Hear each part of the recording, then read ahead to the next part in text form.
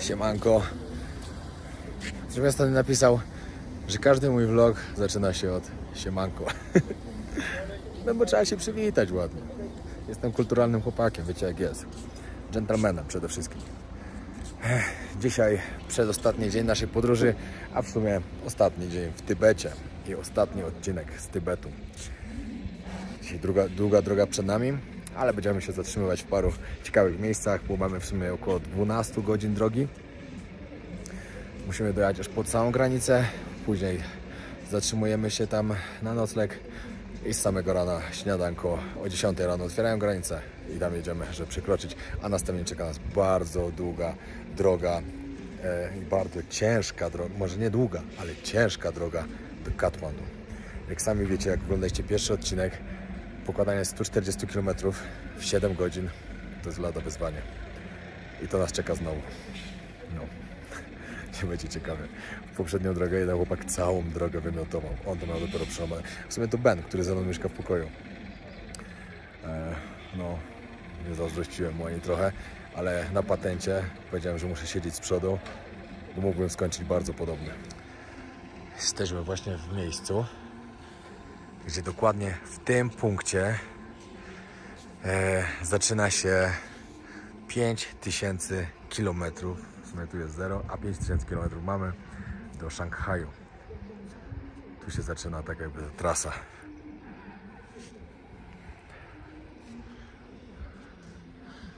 Tam na górze jakaś modlitwa, usłychać. Wiecie, to jeszcze nie czas na podsumowanie teraz. Z tym musicie poczekać, czy poczekać do końca odcinka. On będzie w sumie nagrany w ciągu 2 dni. No bo żeby jutro po prostu nie przedłużać, nie robić takiego jakiegoś za długiego, bezsensownego odcinka. Także to będzie taki zbiór. A później wracam do Tajlandii. Ale patrzcie, ta maseczka najważniejsza. Mogłoby się zarazić czymś. Nie ma żartów. Jeszcze patrzeć na jakieś przekąski. I powiem wam, że przekąski to mają naprawdę kozak. 11 cukierków, 2 kawałki parówki. Tu większa parówka. Tu inny kolor parówki, jakbyście chcieli. Tak, a tam przekąs. Batonik. Co to jest w ogóle? Nie mam pojęcia. Tu możecie sobie kupić kurzą łapkę na przykład. Także smacznego. Zobaczyć, co jeszcze ciekawego tu mają. Co to jest? O, serca kurze. No ciekawe, ciekawe.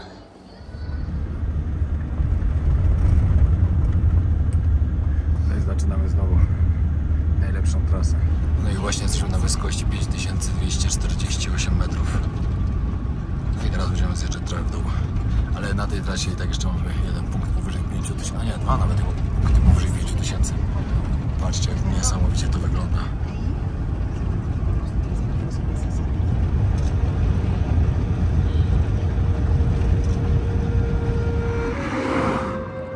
Tutaj mamy Choyu, a tutaj tam ledwo co widać jest Mount Everest.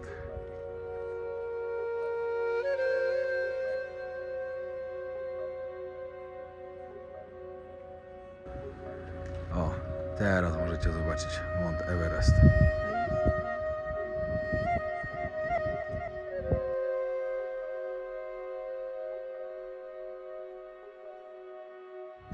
O, teraz go idealnie widać, dokładnie tam. Mount Everest. Tutaj możecie zobaczyć jeszcze inną część gór. Świetnie to wygląda. No i tutaj wioskę i klasztor na górze. Niesamowity klimat jest w tym Tybecie.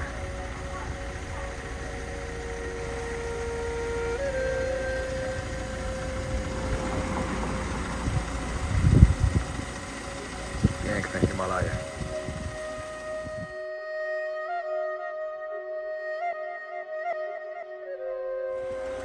No i nasz przewodnik stwierdził, że wjedziemy sobie tutaj do góry, żeby zobaczyć. Zakaz dronu. W ogóle co do dronów, to wam coś powiem. Nam absolutnie nie pozwolili wziąć, sprawdzali wszystko i tak dalej, żeśmy przypadkiem gdzieś nie mieli drona, bo totalny zakaz. A widziałem tu tyle ludzi z dronami i to latali w takich miejscach, że po prostu szok. No ale to ci z tego kraju, co tu wiecie, mogą.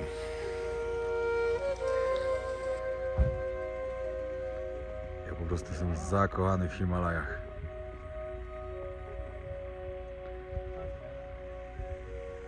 Jest tak niesamowicie. Wrócę tu w przyszłym roku, znaczy nie tutaj, wrócę w Himalaje w przyszłym roku. Prawdopodobnie. Żeby jakiegoś 6000 czy 6,5 może spróbować zdobyć. Patrzcie te widoki. Dzisiaj nam takie piękne widoki towarzyszą. Ja mam taki problem, 3 dni mam zatkany nos. Nie wiem, czy ze względu na wysokość, czy gdzieś mnie zawiało. No, ciężko mi się oddychać, cały czas czerwony jestem. Wiecie, my tu jesteśmy na wysokiej, na wysokiej wysokości. Jesteśmy wysoko, o, tak powiem. I to też na pewno na to wpływa, że mi się tam zatyka wszystko. Naprawdę nie zapomnę nigdy tego miejsca. W ogóle była taka akcja, że była okazja, żeby iść na Everest Base Camp od strony chińskiej, tutaj. No ale tak w sumie 3 osoby były zdecydowane, 4 były bardziej na nie, a jedna była 50-50. Jak idą, to idę, czy ja. Jedna była 50-50, czyli ja. I było tak, że jeśli oni idą, idę z nimi, jeśli nie idą, dobra, nie będę robił im problemów. Zdjęcia mi robi. No i okazało się tak, że musielibyśmy naprawdę wyjechać o 5 rano. Cała grupa musiałaby na nas czekać jakieś 7 godzin, nie wiadomo gdzie, bo byśmy busa musieli wziąć. A na takie wiosce musieli siedzieć. Dodatkowo byśmy bardzo późno dojechali i praktycznie byśmy w Katmandu byli dopiero w nocy, a na drugi dzień rano wyjeżdżamy, także zdecydowaliśmy grupą, że odpuszczamy to. Tak, dziewczynki.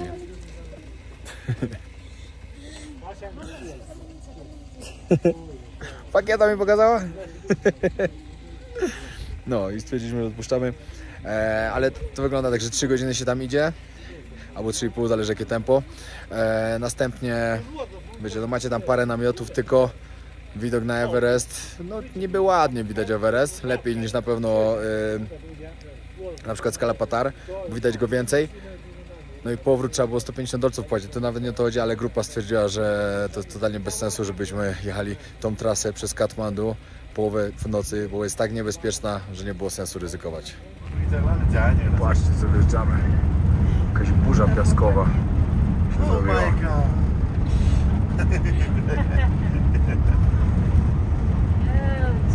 Nieźle.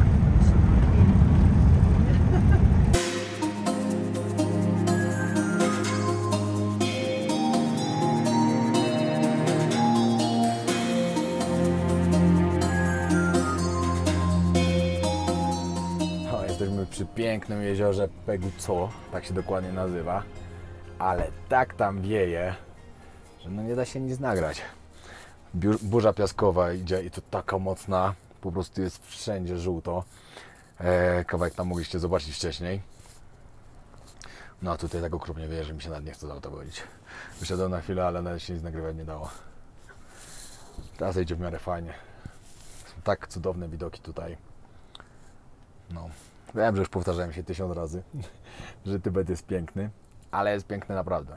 Musicie mi uwierzyć. Zresztą widzieliście. Mam nadzieję, że widzieliście wszystkie odcinki. W sumie to jest takie fajne. Dajcie znać w komentarzu, czy oglądaliście każdy z 7 odcinków z Tybetu. Bo każdy był inny, w każdym było coś innego i myślę, że przekazałem Wam fajnie to, co tutaj zobaczyłem. A jeśli Ci się podobały odcinki lub jesteś nowy na kanale, pamiętaj o tym, żeby zostawić subskrypcję, bo chcę się piąć coraz wyżej, chcę, żeby te liczby były coraz lepsze, a tylko Ty możecie mi w tym pomóc. Dzięki wielkie.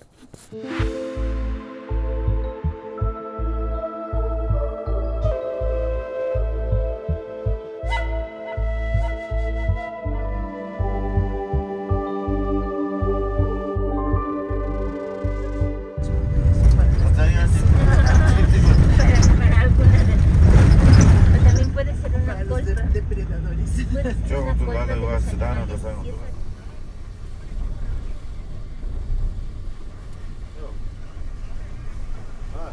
Powiem wam tak, że im bliżej jesteśmy, tym bardziej żyję tym, że za 2 dni będę w Bangkoku. Ale się nie mogę doczekać. Serio. Będzie naprawdę świetnie. Cześć, tylko jeszcze w Katmandu do fryzjera, bo jest naprawdę świetny fryzjer. Byłem 2 razy u niego. Przyciąć troszkę brudkę, włosy. Później można balować. Oczywiście zostajemy 2 noce w Bangkoku. No bo wiadomo, no. Dawno nas nie było, znaczy ale już jest.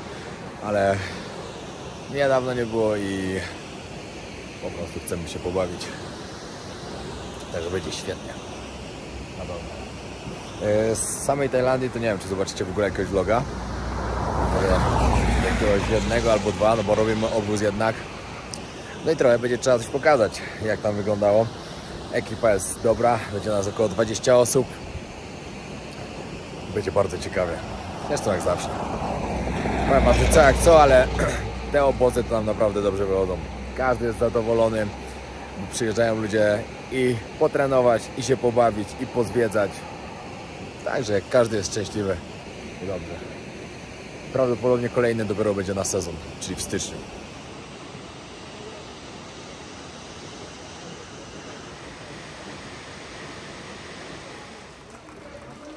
Dzisiaj końcówka dnia, tak niestety, znaczy w sumie już od paru godzin, ale nic się nie zmienia.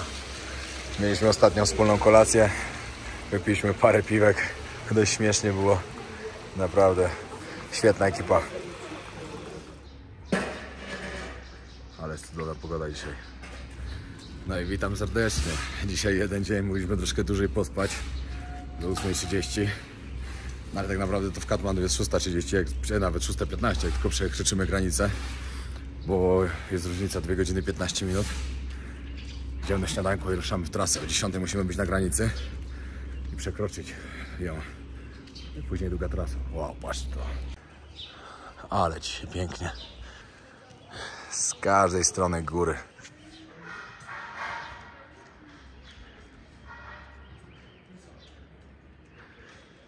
Tutaj też.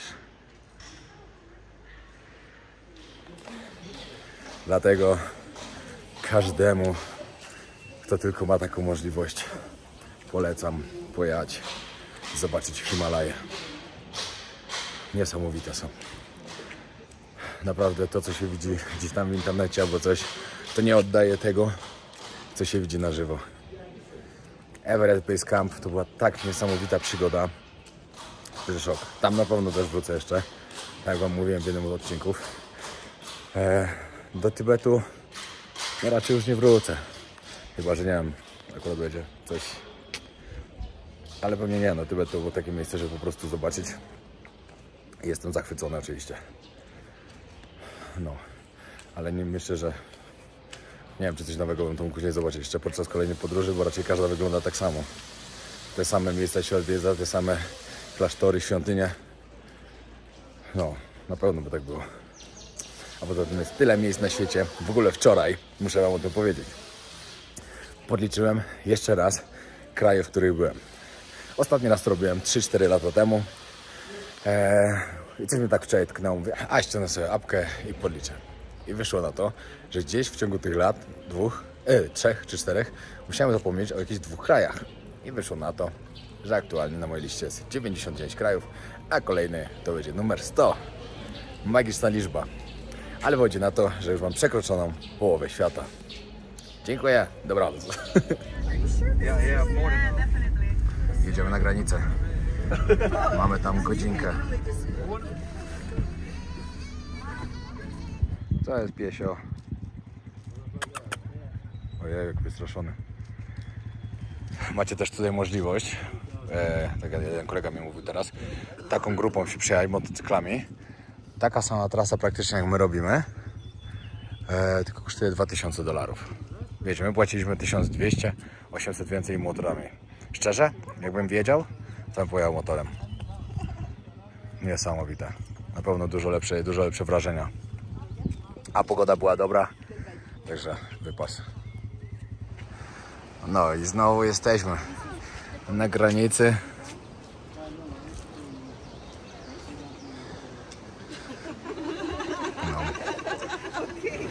No i moi kochani widzowie, Jestem właśnie na moście, który łączy Nepal z Chinami.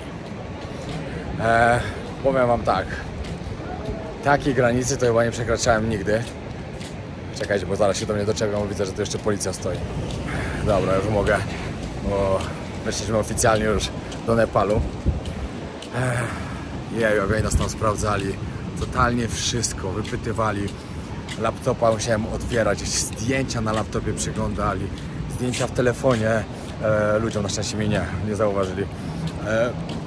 Dodatkowo chłopak, jak miałem takie koraliki, to wszystkie koraliki sprawdzali. Później chłopak miał książkę, strona po stronie sprawdzali. Ja miałem pocztówki, to sprawdzali pocztówki. Wypytywali się, naprawdę no, powiem wam, że takiego stresu jak tutaj na granicy, mimo tego, że wiedziałem, że nic przy sobie nie mam takiego, co mogłoby mi zaszkodzić, no to jednak stresik był. I to totalny. No, dzień już po nas przyjechał. I zaraz się zacznie 7 godzin, 140 km trasy po górach w Nepalu. Uwierzcie mi, że to jest straszne. Jak ktoś jechał, to wie. Patrzcie, tam była granica.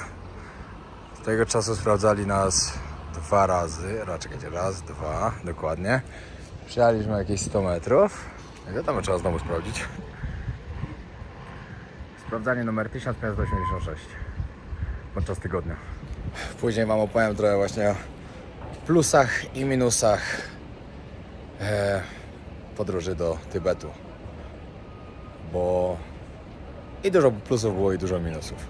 Zdecydowanie. No samo sprawdzanie tego wszystkiego, ten stres, który człowiek przechodzi. Wiecie, mimo tego, że nic przy sobie nie ma, to jednak jesteście na terenie Chin, czyli komunistycznego kraju.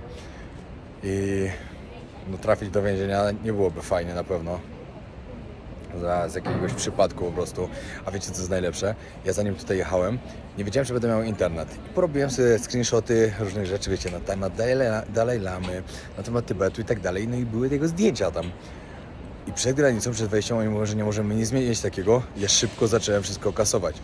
I całe szczęście. Ja sobie nie wyobrażam tego. Tu mogły być problemy. Przez to, że chciałem mieć po prostu notatki w telefonie.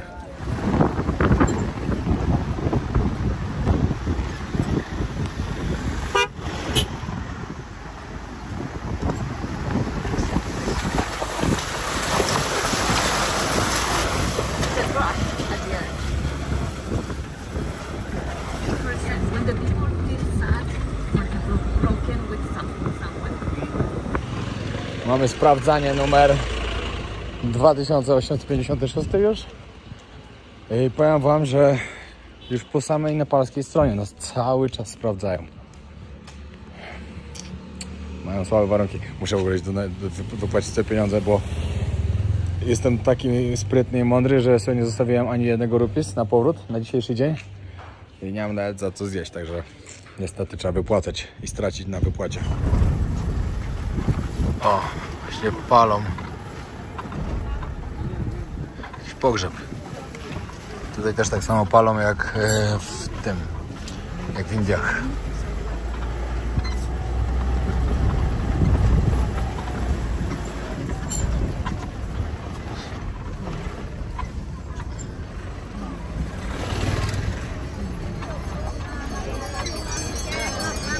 O, tam jeszcze się modlą.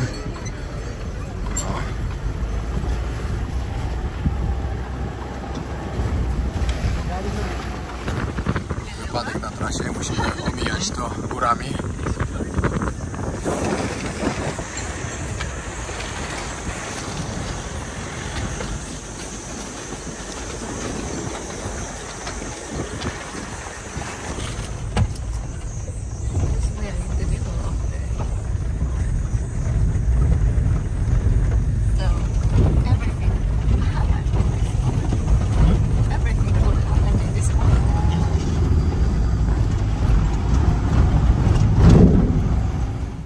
Masakra, ale mnie zlało teraz. Niedobrze. Byłem dość daleko od hotelu, a musiałem biec. Dobra, wiecie co? Resztę tego odcinka dokończę wam jutro, bo się muszę brać za robotę. No, także oglądajcie dalej. będzie już kolejny dzień. Kończę swoją wyprawę. Welcome, Chef Journey, okay? Thank you so much, thank you. A wam bardzo polecam Kisana. Będziecie chcieli Everest, Base Camp, Bhutan, Tibet. Przylatujecie. Good Vibe Adventure. Bardzo polecam, serio, bo jestem naprawdę bardzo zadowolony. Ludzi na lotnisku pełno. A ja właśnie w tym miejscu rozpocząłem swoją przygodę, swoją wyprawę 2 miesiące temu i tutaj ją kończę. No czekajcie, nie, w sumie w Bangkoku bardziej, ale Bangkok to Tajlandia. Tak naprawdę tutaj zacząłem, był Everest Base Camp, był Bhutan, były Indie, była Kenia, Tybet. 5 naprawdę niesamowitych kierunków, z którego praktycznie z każdego jestem zadowolony. Z Bhutanu, mimo tego, że wydaliśmy naprawdę bardzo dużo pieniędzy na to, żeby tam pojechać, i tak jestem zadowolony, że tam byłem. Bo tak jak wam mówiłem, do 40 roku życia chcę odwiedzić każdy kraj na naszej planecie i to zrobię. Obiecuję. Stoję już, żeby wziąć bilet. Powiem wam tak, z jednej strony cieszę się, że lecę do Tajlandii oczywiście, że lecę na obóz trochę potrenować, a z drugiej strony wiecie jak jest, jak się kończy każdą kolejną podróż? Smutno. Naprawdę smutno. Ale tym razem będzie troszkę inaczej, bo tylko mam przerwę 2 tygodnie, czyli zrobić obóz, potrenować sobie i naładować baterię przed kolejną podróżą. No i później będzie Europa przez 3 miesiące praktycznie. Najpierw Skandynawia, później tam środkowa Europa, później Bałkany. Myślę, że będzie bardzo wiele fajnych kierunków, fajnych rzeczy do pokazania, które wam się spodobają w lato. A później Pakistan, Bliski Wschód, a koniec roku zobaczymy. Albo walka, albo Afryka. Jednej rzeczy nigdy nie zrozumiem, co tak drażni, ale tylko raz na czas mnie drażni, bo na większości lotniskach ludzie mają mózg. Tutaj akurat trafiłem na gościa, który nie miał mózgu. Miałem wykupiony główny bagaż, no bo od razu w większości krajów poza Europą, poza Ryanairem i z Wizarem macie od razu duży bagaż. No przeważnie tak jest, jak kupujecie. Mój bagaż ważył 13 kg. Podręczny można było wziąć 8. Ja im mówię, że muszę oddać bagaż. Ja mówię, ja mam wykupiony duży bagaż, to jest tylko 5 kg więcej. Także ja biorę ten bagaż ze mną, bo ja się śpieszę później. Nie mam czasu. Nie, bo masz 8 kg podręczny. Ja mówię, ale co z tego? Ale mam wykupione 30 kg na główny. To co za problem, że ja wezmę 5 kg więcej do samolotu, jak i tak bym mógł 30 wsadzić gdzie indziej. Nie. No i się kłócić. No i co? Mam tylko małe. O nie.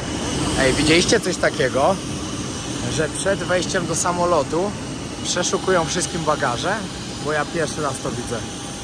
Po co w ogóle? Ale bez sensu. Nie wiem, czy będzie słychać, ale sprawdzili nasze plecaki. Tutaj jeszcze wszystkich, patrzcie, przeszukują. Jaka porąbana akcja. Serio. Pierwszy raz mi się taka akcja zdarzyła. Widzieliście to kiedyś? No, pierwszy lot mam do New Delhi. W New Delhi przerwa chyba 5 godzin, z tego co wiem. Chociaż nie wiem, bo będzie wsunięcie czasu. Kurde, nie wiem. Nie wiem, nie sprawdziłem to, że zaraz muszę to sprawdzić. No, parę godzin przerwy, tak powiedzmy. Później Bangkok. W Bangkoku dopiero będę na 19:35. Także trzeba jak najszybciej wsiąść w Blue Line'a, czyli w pociąg, który jedzie do centrum.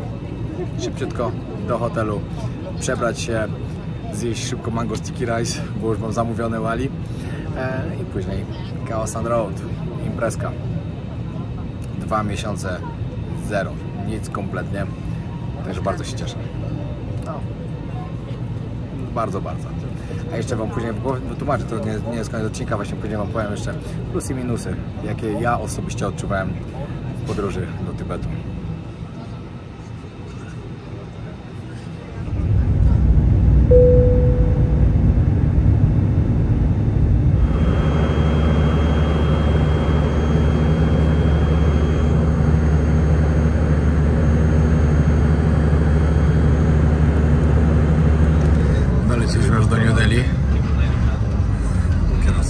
Pilot powiedział, że jest 38 stopni, także w słońcu naprawdę przy wysiadaniu z samolotu piekarnik.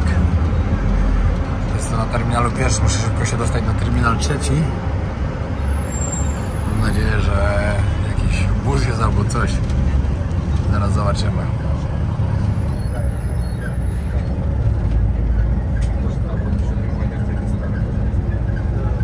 No, najlepszy sklep duty free jaki widziałem chyba. Już w Bangkoku. No ale chyba już mówiłem. Nie chcieli mnie przepuścić. Miałem bardzo duży problem. Powiedzieli, że za często tu wlatuję, że muszę sobie załatwić inną wizę, że na turystycznej już nie mogę wjechać, dali mi tylko na 2 tygodnie, czyli na tyle, ile tutaj będę.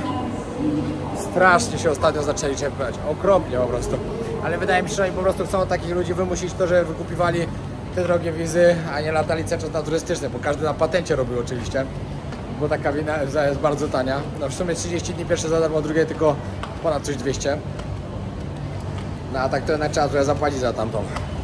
Około 5 tysięcy, ponad 5-6 tysięcy za studencką, a ponad 10 za biznesową, także to jest kupa pieniędzy. No i będzie trzeba coś wymyślić na następny raz. Ale się cieszę, że tu jestem. Kocham, po prostu kocham ten kraj, to miejsce i Bangkok też. W tym pięknym miejscu zatrzymaliśmy się na 2 tygodnie, które tutaj spędzimy w Tajlandii. Friendship Resort. Jest naprawdę świetnie. Akurat mieliśmy farta, bo to znajomy Przemka. Przemek tu też dość długo mieszkał. Przez ostatni czas, znaczy ostatni wtedy jak były te lata, wiecie które. Także fajną cenę dorwaliśmy za to, aż żal było nie skorzystać. Biorę dronika, troszkę polatam. Ale opowiem Wam jeszcze parę spraw. No to tak, przydałoby się opowiedzieć, co się działo przez ostatnie 11 dni, które nie nagrywałem i zbierałem się, żeby dokończyć ten odcinek. Powiem Wam, że naprawdę po ostatniej podróży, jak tutaj przyjechałem, po prostu chciałem się relaksować, musiałem ładować baterię, naładowałem je, jestem gotowy na kolejną podróż, bo praktycznie dzisiaj i jutro, ostatnie nasze 2 dni na Phuket, w sobotę lecimy już do Bangkoku wieczorem, w sobotę wieczorem, w niedzielę jeden dzień w Bangkoku, bo mamy do zobaczenia 2 świetne miejsca, czyli Ancient City, które Wam pokażemy, i wieżę ze smokiem. Musimy pojechać nowe zdjęcia sobie tam porobić, także wszystko zobaczycie też. Myślę, że z Bangkoku będzie kolejny odcinek. Serdecznie Was zapraszam, bo są takie 2 miejsca, które naprawdę bardzo, bardzo warto zobaczyć. Plus dodatkowo, no i później już wylatujemy. Później już Europa, lecimy do Londynu i tam zaczynamy naszą podróż, która potrwa w sumie 3 miesiące. Także trochę tego będzie. Tutaj jak ktoś ma te pokoje, tutaj też w ogóle jest klasa. Powiem Wam tak, przez ostatnie parę dni, a w sumie wiele, w ogóle pogoda nie dopisywała. Cały czas padało. Sezon deszczowy w tym roku zaczął się jakoś szybciej. No ale i tak było spoko. Wiecie, obóz, zobaczycie też odcinek. Ekipa dopisała świetna, byliśmy na Pipi. Tam pogoda też nie dopisała, ale za to fajnie poimprezowaliśmy wszyscy razem, fajnie się ekipa zżyła. Świetnie, po prostu świetny czas, dobrze wykorzystany. Jest energia do robienia nowych odcinków. Podsumowując Tybet, bo przydałoby się coś tam jeszcze powiedzieć na ten temat. Wyjazd do Tybetu naprawdę był fajny, podobało mi się tam. Drugi raz, no pewnie już nie pojadę, bo raczej nie ma po co. Zobaczyłem wszystko, co chciałem zobaczyć. Dowiedziałem się wielu rzeczy na temat tego miejsca, na temat tego regionu w Chinach, czyli największego, a najmniej zaludnionego, z wieloma złożami naturalnymi. Stąd właśnie w Tybecie tyle złota. Tam po prostu są złoża. I nie tylko złota, są też różne inne takie, inne jak to się mówi. Ale mi wpadło teraz głowa. No wiecie, poza złotem macie jeszcze srebro. No i inne rzeczy. Dlatego też pewnie Chinom tak zależało na tym rejonie. Nie ma co ukrywać. No i dodatkowo tam piękne Himalaje są. Bardzo religijny kraj, chyba jak na razie najbardziej taki, jaki widziałem podczas swoich podróży. Że po prostu ludzie cały czas mogliby się modlić. Zostawiają wszędzie pełno pieniędzy, bo oni wierzą w reinkarnację, wierzą, że później to do nich wróci w przyszłym życiu. Co o tym sądzę? No jeśli miałbym do wyboru żyć teraz biednie i oddać coś, że może w przyszłym życiu będę żył lepiej, raczej bym tak nie zrobił. Ja po prostu tak nie wierzę za bardzo w te wszystkie rzeczy, w które oni wierzą, ale nie można ludziom zabierać wiary, niech sobie wierzą w co im się podoba. No, mam nadzieję, że do Chin na pewno jeszcze wrócę. Do samego Tybetu, tak jak Wam mówiłem, raczej nie. Ale cieszę się, naprawdę bardzo się cieszę, że miałem okazję to zobaczyć, że mogłem tego wszystkiego tam doświadczyć. Tak w ogóle tu dzisiaj biegaliśmy na Big Buddha, znaczy ja akurat nie biegałem, ale reszta ekipy biegała i spotkałem jedną panią, z którą właśnie tam byłem w Tybecie. Mocny zbieg okoliczności, bo się nie umawialiśmy tam w ogóle. No, a ją spotkałem. Bardzo sympatyczna. Mówi, że teraz zwiedza właśnie Tajlandię, później leci do Wietnamu, do Kambodży, gdzieś tam jeszcze. Po prostu robi takiego tura tutaj w Azji Południowo-Wschodniej. Dobra, to było na tyle. Dzięki wielkie, że oglądaliście tą serię. Jeśli nie widzieliście jakiegoś odcinka, myślę, że warto zobaczyć, bo Tybet jest to wyjątkowe miejsce, które warto zobaczyć. Na pewno warto zobaczyć, ale dla mnie było tylko teraz. Są teraz inne kierunki. Mam cel w życiu, zobaczyć 197 krajów do 40 i to zrobię. Trzeba zwiedzać dalej. Teraz Europa, to myślę, że odwiedzimy jakieś 20 krajów. Oczywiście to nie będą moje nowe kraje, bo mi w Europie już niewiele zostało, ale po prostu mamy taką fajną trasę ustawioną. Będzie się na pewno dużo działo. Także oglądajcie, trzymajcie się, pozdrawiam serdecznie. Pamiętajcie o zostawieniu subskrypcji. Lecimy dalej. Pozdro!